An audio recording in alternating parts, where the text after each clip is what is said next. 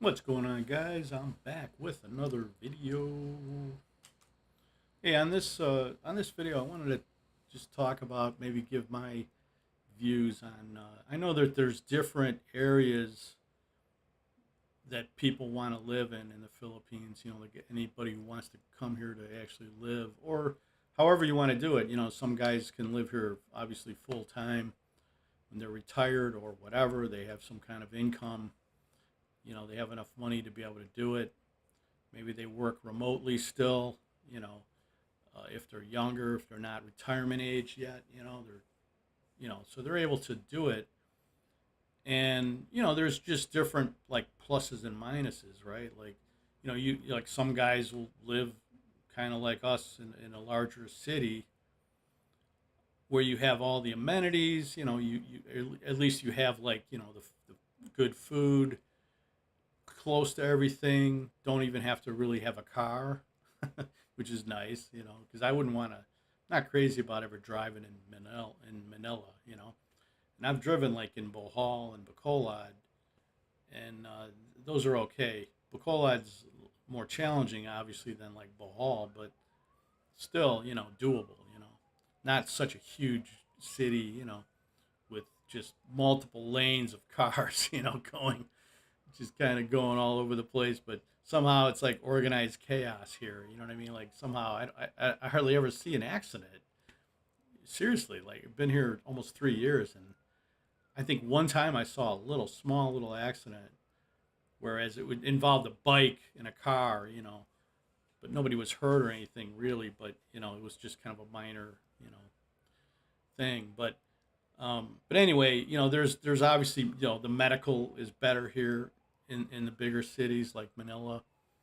You have, better access to good medical, right, services. But yeah, there's drawbacks, right, and there's things that you're going to experience no matter where you live. Like even whether you live in the province or a smaller city or a medium-sized city or Manila, you're going to hear roosters. You're going to hear roosters. You might hear a little bit of dog barking, probably more so in the smaller areas or whatever. Um, but usually it's gonna be. I mean, I don't know. I get up early anyway. We both get up pretty early. Like 6 a.m. 6:30 a.m. Pretty much every day. So I mean, it usually doesn't really kick in until after that anyway. So if you keep everything closed, you keep your aircon on, it's probably not going to wake you up. You know what I mean? The roosters. If you're real sensitive to sound, or if you're a really light sleeper, maybe it will. Right? But and that's the thing, man. There are a lot of sounds, especially in the city. It can be loud. You know, just in general, like when you go out and stuff.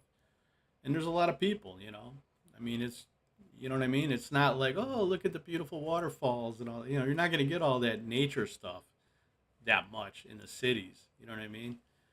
Um, like close to where you live. You know, and so if that's important to you, then the city's probably not going to be for you, right? Um, Obviously some people live in the cities like us, and then they go on vacation to some of these places. An optimum thing would be, yeah, I'd like to go somewhere every 3 months, for like a week somewhere else, another island, maybe even another country in Asia, whatever, right? Um, so if you got enough, if you got enough proceeds, you can do that, right? But some people are going to prefer, the being close to the water and stuff like that. And hey, God bless, man. I mean, that's a nice visual, to be able to sort of be near the water and see the water all the time, the ocean, being close to your home, that's a plus. Um, but just be reminded that, whenever you're in kind of like a smaller city or a semi-provincial area, you're not going to have the amenities, and guess what? The infrastructure is probably not going to be as good. You're going to have brownouts and which they call them brownouts here, but like in the U.S. they would call them blackouts, when there's like no electric, for like 12 hours. That's not a brownout. A brownout is when they reduce the electricity, like due to some kind of about worried about being overloaded. That happened once in Chicago in the early 90s. We had an incredibly hot summer, really hot, and people were obviously cranking up their air cons and all that, air conditioning, and literally the city had to at night had to turn off the lights that weren't necessary, like of stores and all that, like neon signs and all that stuff was like turned off, you know, so that the grid could handle all these extra, the use of air conditioning and all that. So once in my life, when I was like 31, I experienced that in Chicago. That's a brownout. But we had electricity. It's not like it was off for 12 hours or whatever. But anyway, here they call them brownouts, but they're really blackouts. But it's usually during the day, you know what I mean? Like, so it's sort of like, it's the sun is, it's during the day, so it's not going to be like pitch dark or whatever when it happens usually.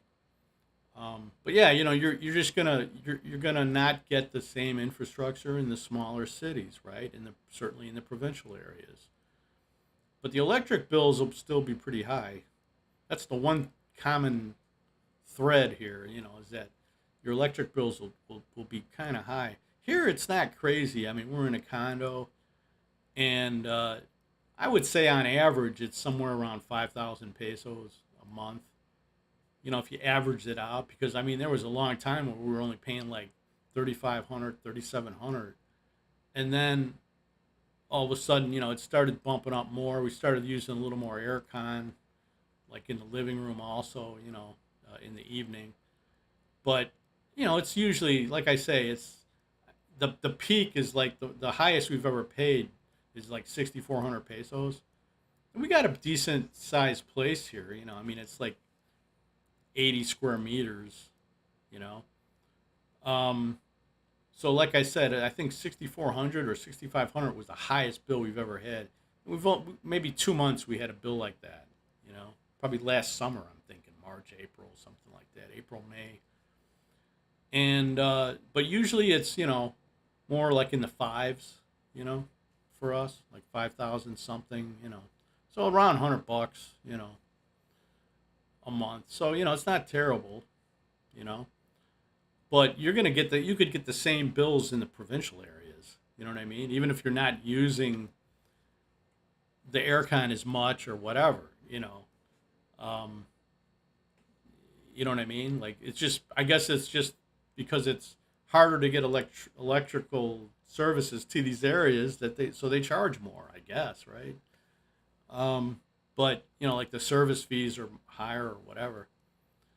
So, but anyway, there's a trade off. I guess is my point here, right? Like you're gonna be able to, you can be in a beautiful part of the Philippines and all that, and likely though you're going to be lacking on some Western foods and Western amenities and infrastructure and all that, right? And then or even a small city like Dumaguete seems to have issues with infrastructure. Now there are medium cities, like Bacolod, Iloilo. I guess Cebu. I mean, Cebu's kind of a big city category to me, because there's over a million people there, you know. Um, but there are different, like I said, to me, in the long run, I think a medium city would be good. I mean, I would prefer in the future, like if we were able to go to a sort of a medium sized city, you know. But it's up to you, But these are the choices, right? Like you're gonna be, like if I would say, obviously, if you're younger and healthier and stuff like that, you could live in those provincial areas or those areas, near the water or whatever, where you're kind of outside of us, you're kind of far from the nearest city, right? And medical and all that, right? If you feel like you're healthy and young and all that, younger. But if you're older, I mean, it's something you got to think about. You know what I mean? You got to make a decision, right? Um, but I would always tell people too to come here if you're really thinking about living here. Come here and visit and go to different locations. And don't just spend like 2 days.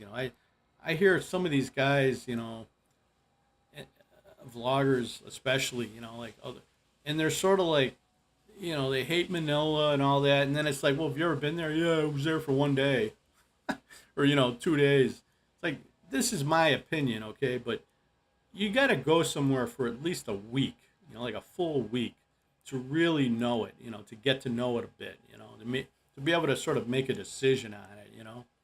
Don't just go to one spot of one city for one day and then think like, oh, I hate it, just because it wasn't a good experience for you, that one place you were at. You got to really experience a place, like I said, one week, man, you know.